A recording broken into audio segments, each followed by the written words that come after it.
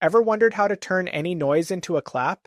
It's easier than you think. Instead of relying on stock clap samples, you can sculpt your own using just white noise and volume shaping. Let's break it down. Take a listen to a standard drum machine clap. You'll notice it has multiple rapid peaks at the start.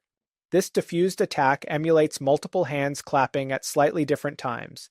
And here's the trick. You can apply this same volume pattern to any sound and turn it into a clap. Start with a white noise generator or even a random percussive sound. Load up a volume shaper or automation envelope and draw in the characteristic fins, short, rapid dips in volume, to recreate that natural layered clap feel.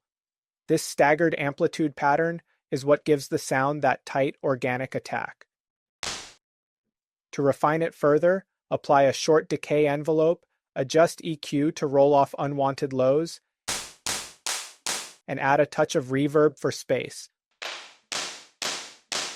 For extra character, try layering different noise types or subtly shifting stereo width. This technique lets you create custom claps from scratch, tailored exactly to your mix.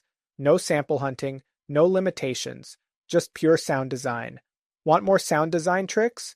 Comment sound design below, and we'll send you free resources to level up your productions.